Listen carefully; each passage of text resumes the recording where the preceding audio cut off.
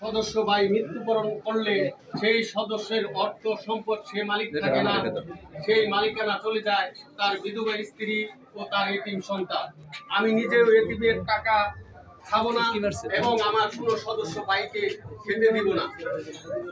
আমি সেই কথা লক্ষ্য করে তদ্রুপ কাজ করেছি যে আমার প্যানেলের সহসভাপতি প্রার্থী আব্বাস উদ্দিন সাহেব বলে গেছেন যে একটি কালো আইন ছিল, সেই কালো আইন আমার সাধারণ সম্পাদক সাহেব বাতিল করে একটি সুন্দর আইন গঠনতন্ত্রে লিপিবদ্ধ করেছে।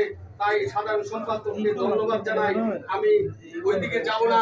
এটার মূল বিষয় ছিল যে কোনো সদস্য লাভ থাকলে যদি 10 বছরের উদাহরণস্বরূপ একদিন কম থাকে, এই সদস্য 5 বছরের সুবিধা পাইতো মাত্র 25,000 টাকা, কিন্তু সে আপনার আমার সমিতিতে জমা দিত 42,000 টাকা। 42,000 টাকা জমা দেওয়ার পর সে মাত্র পাইত 25,000 টাকা। তাই আমি এই ধারার পরিবর্তন আনছি যে কোনো দাব থাকবে না, দাবের পরিবর্তে গড় হবে। গড় হইলে কি লাভ? একজন সদস্য 9 বছর কাজ করলে এখন বর্তমানে আমি যে পরিবর্তন এনেছি সে 92,000 টাকা পাবে। 42,000 টাকা জমা দেওয়ার পর আমাদের সমিতি ওই সদস্যকে 42,000 টাকা প্রদান করবে। আর আইনজীবী সমিতির থেকে সে পাবে আরো 92,000 টাকার অর্ধে 46,000 টাকা। তাহলে টোটালে মিলে প্রায় 1.5 লাখ টাকার কাছাকাছি, 40,000 1,38,000 টাকা, 40,000 টাকায় প্রায় ধরা যায়। আর দাফন কাফন পাঁচ ছিল 10 করছি।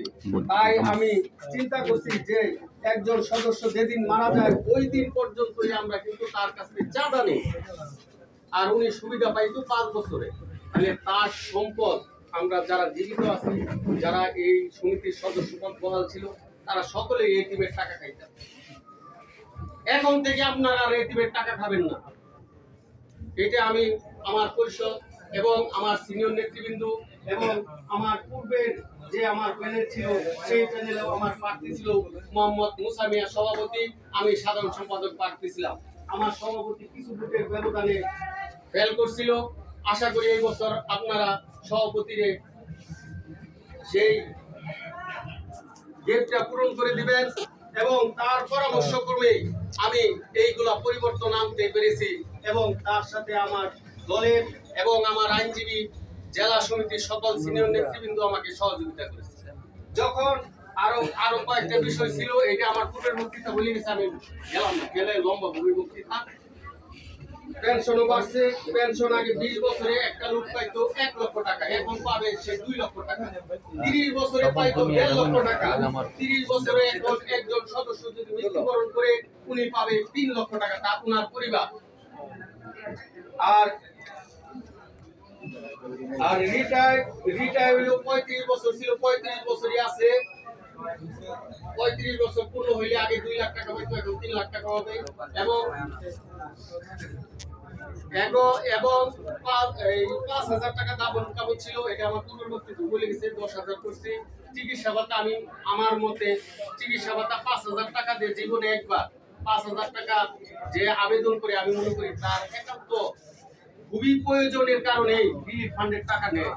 আর জীবনে একবার 5,000 টাকা দিয়ে আমার মতে ডাক্তার দেখানো হয় না, তার চিকিৎসা চলার কোনো কথাই না। তাই এই রিলিফ ফান্ডও আমি 10,000 টাকা করেছি। আরেকটা বিষয় হলো, আমি আরেকটা কথা বলছিলাম যে যদি আমি পাস করতে পারি এই কাজটা করব। এই কাজটা কি কাজ? সেই কাজটা হলো আমাদের 2% এর টাকা থেকে অবসর এবং মৃত্যুকালীন ভাতা যে বার থেকে আমাদেরকে 50% টাকা দেওয়া হয়, সেই টাকাটা আমি কোনো ব্যবস্থা করতে পারি নাই। এই জন্য আমি প্রথমে ক্ষমা চাইছি। আর কেন পারি নাই এইটার জন্য আমি দুইটি কথা ব্যাখ্যায় বলতেছি। 1 নম্বর বিষয় হলো, আমরা যখন নির্বাচন করি 5 আগস্টের পরে, 5 আগস্টের পরে 27 নভেম্বর আমাদের নির্বাচন হয় আইনজীবী সমিতির নির্বাচিত কমিটির মাধ্যমে। নির্বাচিত হওয়ার পর আমরা ক্ষমতায় আসি।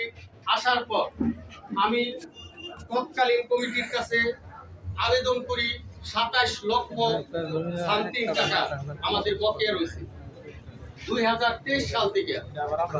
2023 সালের কমিটি থেকে অদ্যবধি পর্যন্ত কোনো বকেয়া চাঁদা আদায় হয় না। আমি আবেদন করি, আমি ময়মনসিংহ জেলা আইনজীবী সমিতির সভাপতি বরাবর আবেদন করি এবং তার কাছে আমি এবং আমার সিনিয়র নেতৃবৃন্দ এবং আমি ব্যক্তিগতভাবে তাদের কাছে অনেক রিকোয়েস্ট করি এবং কথা বলি। তখন তৎকালীন সভাপতি বুজরুল স্যার বললো যে আমি ক্ষমতা থাকতে থাকতে আপনাদের তোমাদের সকল পাওনা পরিশোধ করে দেব। উনি অঙ্গীকারবদ্ধ হলেন, হওয়ার পরে 10 দিন গেল না উনি ক্ষমতা ছেড়ে দিতে বাধ্য হইল বা ক্ষমতা তার চলে গেল। চলে যাওয়ার পর পরবর্তীতে আহ্বায়ক কমিটি আসলে আইনজীবী সমিতিতে, আমি ওখানেও আবেদন করি। ওই সময় যখন আবেদন করি তখন আমার 30 লক্ষ টাকার উপরে বকেয়া হয়ে গেছে। মানে আমার মৃত্যু দাবি এবং অবসরকালীন টাকা, এই যে আমাদের এখানে সর্বজনীন সদ্য সিনিয়র মুকুল চাচা, উনি আমার পিতৃ সমতুল্য, আমার আব্বার নাম মুকুল হোসেন ছিল। আমি বলি উনি কিন্তু পেনশন পেয়েছে 2023 সালে, অবসর নিছে 2023 থেকে অদ্যবধি পর্যন্ত। অনেকে আমাদেরকে বলতে পারে যে আমরা যে ভাষার সাথে বলছি এত ভালো মানুষ যে আমাদের টাকা এনে দেয়, ও টাকা তো এনে দিতে পারে না। কিন্তু আমার কাছে সভাপতি সাহেব বলছিল যে আমি টাকা দিয়ে দেব, কিন্তু উনি ক্ষমতায় থাকতে পারে না। কিন্তু উনি কিন্তু আমার 2টা আমাকে অবসরে আসছে, পূর্ববর্তী কমিটির টাকা এনে দিতে পারে নাই। আর এর আগে আমার পূর্ববর্তী সর্বজনীন শব্দ ব্যক্তি আব্দুল সালাম সরকার সাবেক সভাপতি বলছে যে আমরা তো তাদের কাছে চাই, কিন্তু তারা যদি আমাদেরকে না করে সেটা আমাদের পাল্টানোর ক্ষমতা নেই। এটা গেল একটা বিষয়। পরবর্তী হেড অফ কমিটি আসলে আমি আবেদন করলাম 30 লক্ষ টাকার উপরে, এখন আমাদের বকেয়া রয়েছে আইনজীবী সমিতি। বললে পরে হেড অফ কমিটি বললো যে আমাদেরকে চেকের পাওয়ার দেয় নাই। একজন আইনজীবী মারা গেলেও তাকে চেক প্রদান করতে পারে নাই। তাদের যে অবসরকালীন টাকা আছে সেটাও কিন্তু এই কমিটি দিতে পারেনি। শুধু সমিতি চালাইতে পারে, আইনজীবী সমিতি তারা টাকা উঠাইতেছে, ব্যাংকে রাখতেছে, আর বিশেষ বিশেষ প্রয়োজনীয় টাকাগুলা তারা খরচ করতেছে। এটা আপনারা অনেকে অবগত আছেন, অনেকে জানেন। এখন আমি করতে পারিনি এই কাজটা। এখন আমি যে কথাগুলো বলতেছি, আরেকটা বিষয় হলো ঘরের বিষয়টাও সেম।